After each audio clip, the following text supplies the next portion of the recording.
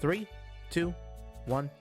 How's it going, guys? Ranger Squid coming at you with my 2020 Album of the Year rankings.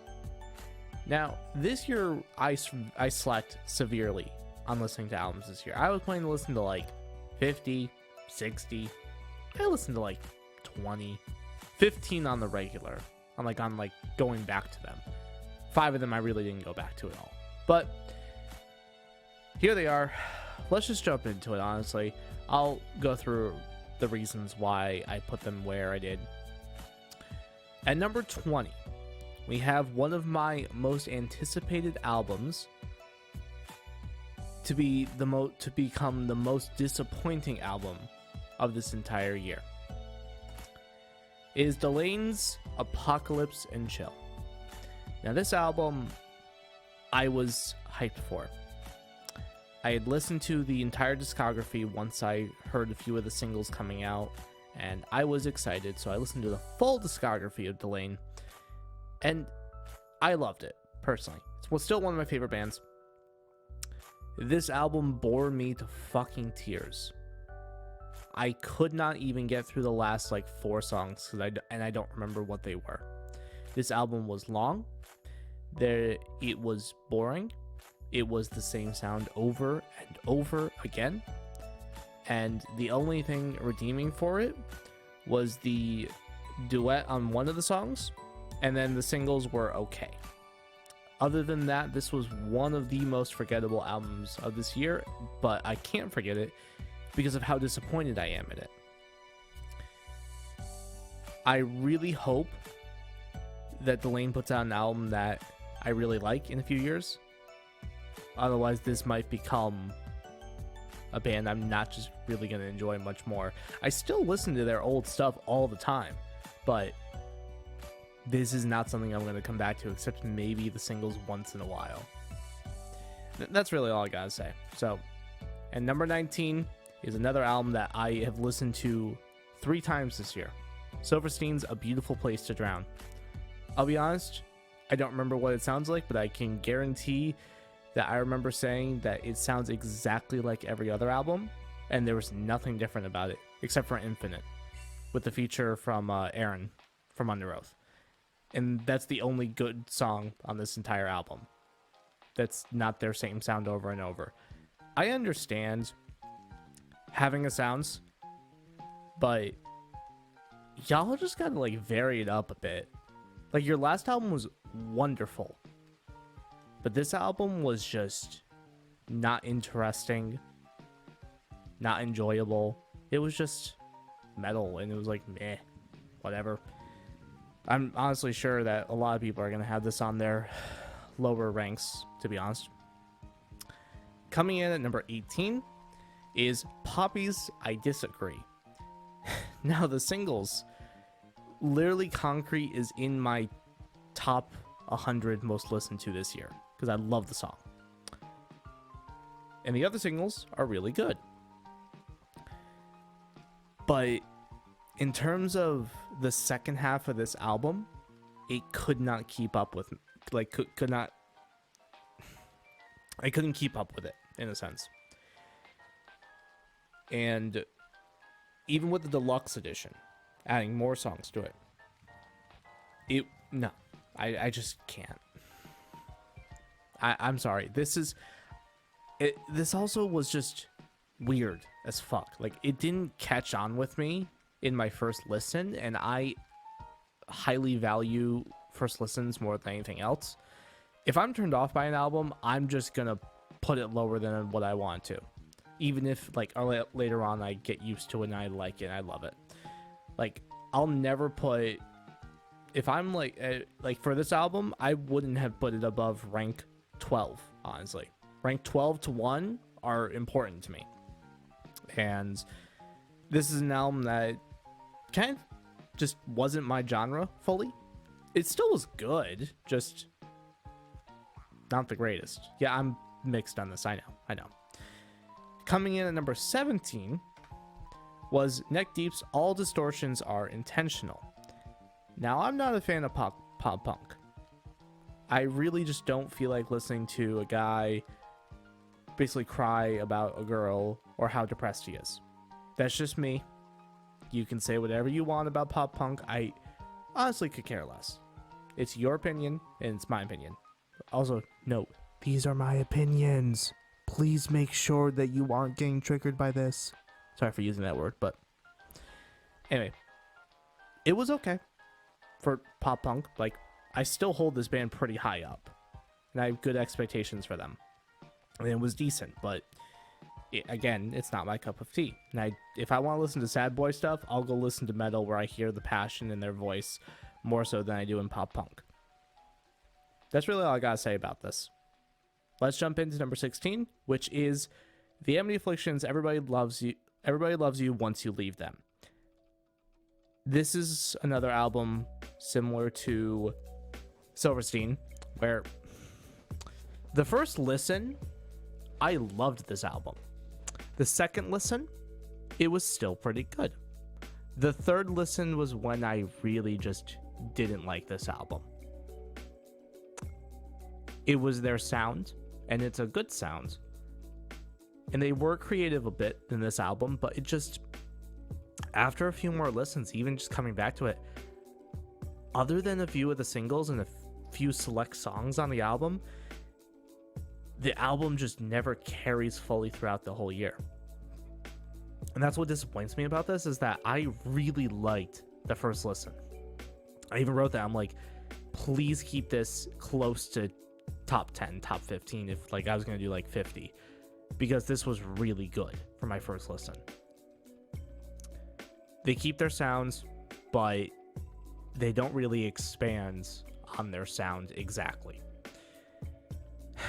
Yeah, it's some of these first ones are going to be tough, and then you're going to hear a complete change in my tone once I get to a certain rank. At rank number 15, we have Red's Declaration. Now you can hear Alan Harrington, who's watching this maybe, screaming, "What in the world? This is so low on your ranking."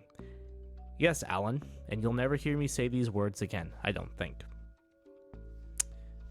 Let me just let me increase my volume of my mic really quick.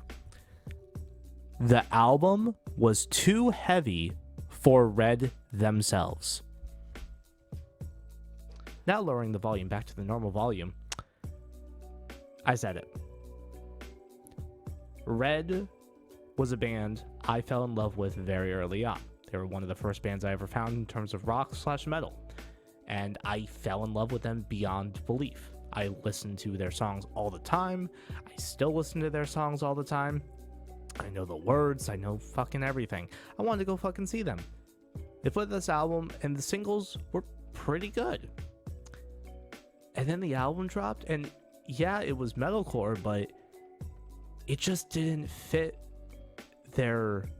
themselves. Like, I even listened to their last album, and it was still their sound, but I don't know. It was just... Also, the other thing that really annoys me is that it felt like that their lead singer was forcing the vocal style that he was trying to perform. And that's what kind of bothers me about this album specifically, is that it felt like he just wasn't even really trying. Or, sorry, he was trying way too hard. And I don't know. I like it, but at the same time, I don't like it. And I think I don't like it as much as I like it. And that's the problem. I hate to say it. I'm going to give this band more tries in 2021. I'm going to keep going back to this album. I'm going to keep trying. And we'll see what happens. Coming in at number 14 is Dance Gavin Dance's Afterburner. Now, Dance Gavin Dance is a good band. I am not a stan for them. I'm not some addict for their music. And so I just think this album was good. I think the singles were excellent. I thought The Strawberries Wake was one of my favorite songs of this entire year. Kept going back to it all the time. But other than that, really, it was just a good Dance Gavin Dance album. I really don't... I don't know. However, there is one positive that will literally... It beats nearly every album on this list. The guitar work for this album beats every album but like 3. And that is no fucking joke. I swear to God, the guitar work on this, I could sit here and just listen to the guitar all day long. Without question. And that's why this album is higher up on my list than I probably would have put it. I probably would have done 16 or 15 for this. But I had to put it up a little bit higher because of the guitar work. It just kept drawing me back. I just sat there, I'm like, oh, this guitar work, fuck, man, this sounds so good. So, let's jump into number 13, which is Like Moths to Flames, No Eternity in Gold. For a first album that I listened to by Like Moths to Flames, I know a lot of the people who love them are raging at me. But this is my first album listen, and it was pretty good, honestly. It was pretty good. I have no comparisons to what their old sound was, and I have no comparisons to what really anything. I've listened to like 2 songs of theirs. So, in terms of like just an album, it was good. For Like Moths to Flames, I have no comparison. I do plan to go back to their album, like their discography event, like in 2021 probably, and just listen to it and see how this album compares to it and give like a better review of them so I can give them a fair shot. Had I listened to their discography and maybe it turned out to be a lot better than their last album, anyway, I will go back to this album in 2021 along with their entire discography and see exactly how it fares in comparison to their other albums. I want to give this band a fair shot. I definitely do. They definitely like gave me a good vibe. I just don't have anything to compare to, and so they're at 13, which is a fair enough ranking out of 20 albums. And number 12 is August Burns Red Guardians. Now, this album was interesting. If I listened to it in 2 sessions, with the first half being in the first and the second half being in the second, this album is spectacular and deserves to be in my top 10.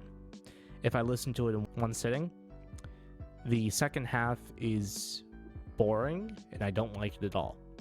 The first half is literal solid bangers across the board, like the first 5-6 songs. After that, it kind of just gets boring. But if I listen to the second half without the first half, it sounds just as good as the first half, which is odd. I think it's still a really good album. I don't think I can put these guys in my top 10. I'm still not a fan fully of the way that they make metalcore, I guess. I mean, it's still really fucking cool. And I saw them live and they're fucking really good live, but they're still heavy. They're still good. They're still a good metalcore band. I still have to respect them. And I think this is as high as I can put them.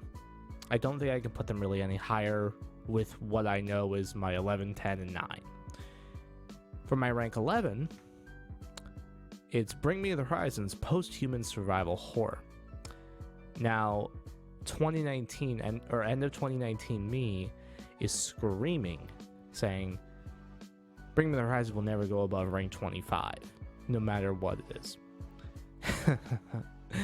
That basically compares to rank number like 12 or 13 in this list.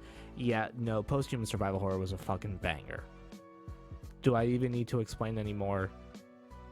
You know what songs are good. This whole, the only thing I can really complain about is that it's only 9 songs. And it's not any longer. And I'm upset about that. If they came back with more metalcore in the future, this might break top 10, which will be insane. And now we're going on to our top 10, which is starting with, in number 10, Probably one of the other disappointing albums, but I had to put it at number 10 because I still enjoyed it quite a lot. But this album is nothing compared to what Dark Skies was for Fit for a King, The Path. Dark Skies was my number 1 for 2018. I can guarantee that. Emery was number 2. Fit for a King released this, and all you fucking haters about how they're not heavy anymore, fuck off.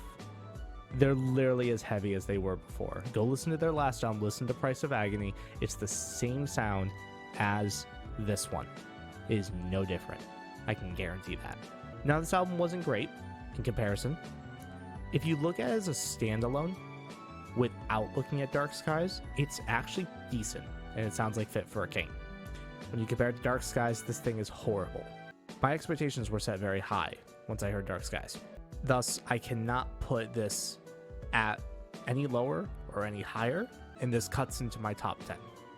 This has to cut in my top 10 because of how high I held the last album. Similar to the next album, I believe. It's either the next one or the one after. Now, jumping into number 9 is The Ghost Inside's The Ghost Inside. This album, I really fucking enjoyed. I didn't listen to it as much as I wanted to, but for the listens I did, I loved this album. I don't think, if anything, I would have put it at 11 or 12. Those would have been the other ranks that I was deciding for this one. But I felt that it was a little bit better than the number 10, 11, and 12. And thus, it went into rank number 9. Aftermath is still one of the best songs of this entire year. Still love it. Still will cry to the music video any day of the week. And I don't care how much of a sob story it is. It's still impactful and still a fucking good music video. This is a safe album for The Ghost Inside, and I respect them for it. I just hope that the next album they put out varies up their sound a little bit, but not too far out of their reach to where it still sounds like them, but like similar to like Architects this year with Black Lungs and Animals, where they changed up their sound a tiny bit and it worked super, super well. Now let's just jump into number 8, because this one I think I had to talk about a lot. It's Emery's White Line Fever. And I had this for about 2 months, month and a half, prior to the official release to the public, because I did Patreon support. This album was, to me, the best album lyrically that was released this year. There is nothing that compares to this album. For me, musically, this is not what I really listen to anymore. But this is a band that I have followed since I found them on Pandora. I still listen to their albums from start to finish. Like, some of their albums I just listen to start to finish without question. I love their music. I love just the meaning behind a lot of these songs. Everything about this album is good. It just doesn't get any farther than this. It's not really the post-alternative metalcore type of thing that they used to do with In Shallow Seas We Sail in that era, and even Eve had a little bit of that still in it, but this album's really stemming away from that and more just becoming alternative rock in a sense, rather than actually like screaming, or like more like emo rock in a sense. So it's still a really good album. I just think that they're slowly going to become lower and lower on my list, even though lyrically they're still one of the best bands that I've listened to, or lyrically one of the best albums I've listened to this entire year, without question. Let's hope that they continue to be a top 10 band every time they release an album. Number 7 is Eskimo Callboy's 2020, or MMXX. Now, all I can say is, if you don't watch the music videos with the songs that were released, what the fuck are you doing with your life? This album is just fun. There's no other words to describe it. They got a fucking cool ass vocalist. They got cool ass fucking videos. They've got weird ass fucking videos. They've got weird ass fucking screams. They got weird ass pig squeals and everything in between. And it is so much fun. And I wish this had been an album rather than an EP.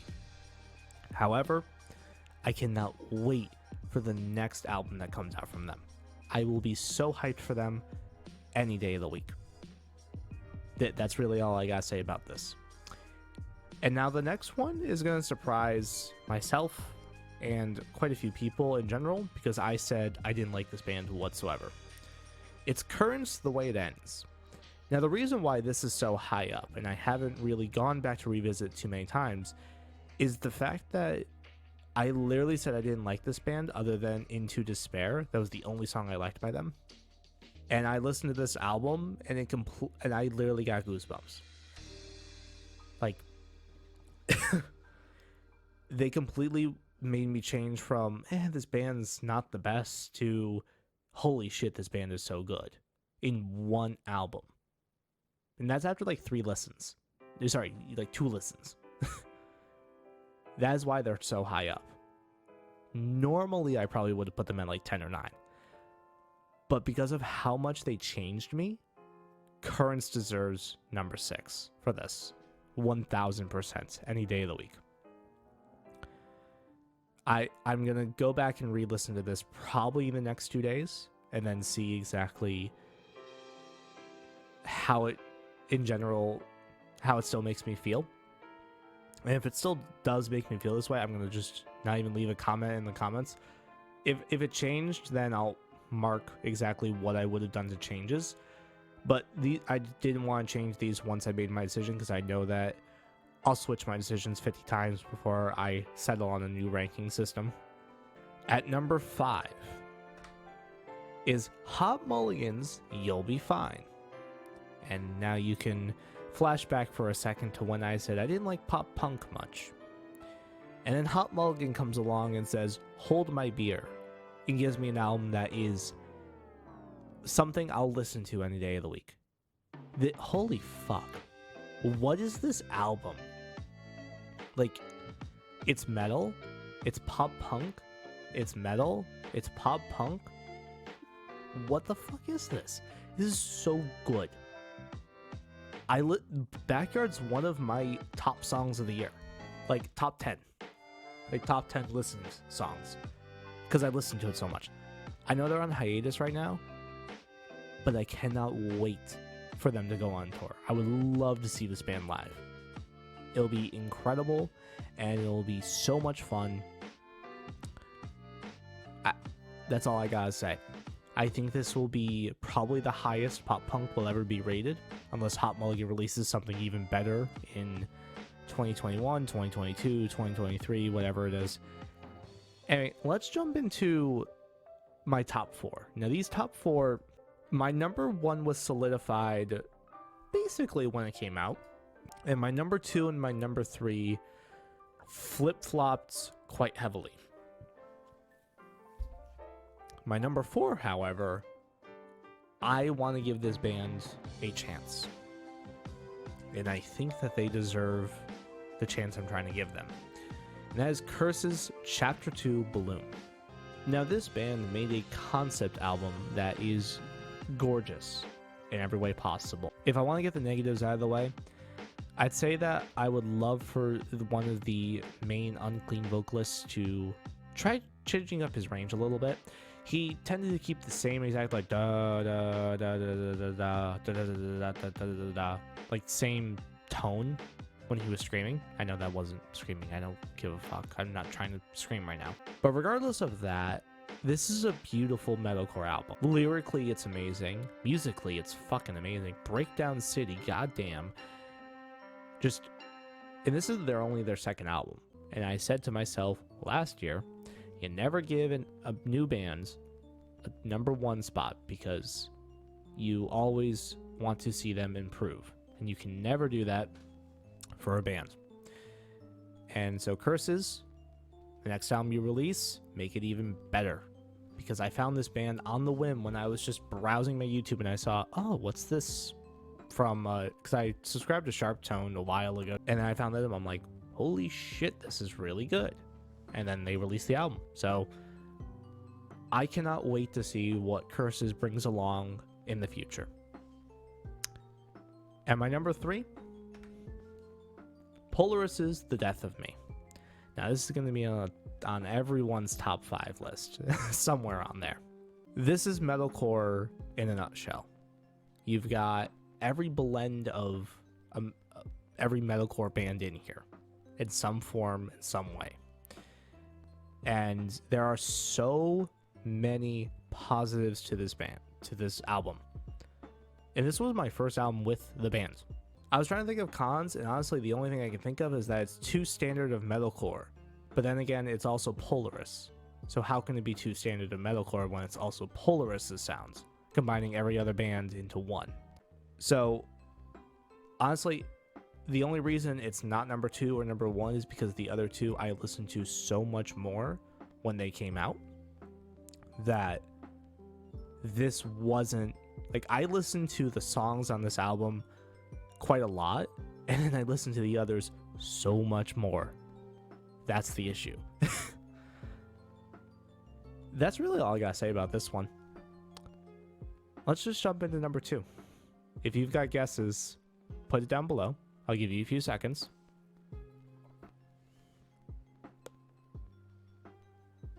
All right. Now that you have probably not put your guesses down, but you probably in your head, you're like, it could be this or this. Well, you're probably right on one of them, being my number 2, Kingdom of Giants Passenger. This album immediately is in my one of my most listened to this year. I listened to the singles so many times, and since the album has released, I've listened to it at least 30 times, if not more. This album is incredible. And this is my first... I found Kingdom of Giants through a concert. They were one of the opening acts, and I really enjoyed them. And I was like, oh, let me go add them to the playlist, and I really liked them. And then I forgot about them, and then they released a single. I'm like, oh yeah, that's right, Kingdom of Giants. And then I started really liking them, and they just kept releasing singles. I'm like, fuck yeah, more stuff. And then they released the album, and I just said, holy shit, this is beautiful. This is amazing. I love it. I love the features of Courtney from Spirit Box, Michael Barr from Volumes, whoever else is fucking on here. Just incredible work for Kingdom of Giants. This works. And the next album, I'm sure you can guess it. I'll give you a hint. It has piano on it. Their song they released in 2019 did not make it into the album, but became practically my number 2 or my number 1 song of this year. This band was my number 5 most anticipated album of the year. Emery was my first. Rise Against was my second. Architects was third. Fit for a King was fourth. And Make Them Suffer, Make Them Suffer's How to Survive a Funeral reached number 1. There is nothing on this album that I don't love. This band has evolved into becoming one of my favorite bands of all time. I don't have many words for why I love this album, because everything on this album was beautiful. The one thing I will say, though, that I find absolutely hilarious is that Fake Your Own Death is practically a Knocked Loose song, and I fucking love it. And they made it in their own way that is gorgeous. If I look at my songs for 2020, my top songs, Erase Me is the 3rd most listened to this year. Erase Me, Soul Decay is up there. Bones is up there. And then where else? I know there's one more. There's one more in here. And of course, Hollowed Heart. Hollowed Heart was the one that did not make it onto the album. But regardless, I really wish it had, but it didn't fit the album. This album was a beautiful continuation of the progress that Make Them Suffer has made with this, and I love every minute of this album. I swear I listened to this album 20 to 30 times in a matter of like 2 months, because I was at camp and I had plenty of time just to, while I was an archery teacher, literally shoot arrows while listening to Make Them Suffer. And that was an absolute blast because I had free time. That's how much I enjoyed this album. I would just listen to it while, working, having break time. Yeah, let's put on some Make Them Suffer. Let's put on the whole album. Why not, right? And that's going to be it for this year. I'm hoping that 2021 releases a shit ton of albums that weren't released this year. And we'll see what happens, because this year got screwed over a lot of bands.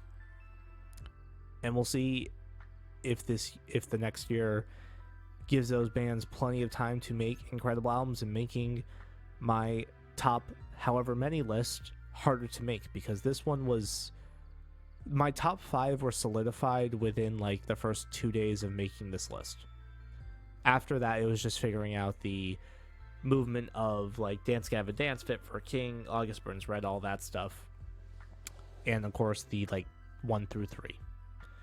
Anyway, thank you guys so much for watching. Remember to leave a like, and if you enjoyed, sure, hit the subscribe button. Why the fuck not? Anyways, thank you guys for watching, and as always, have a wonderful day.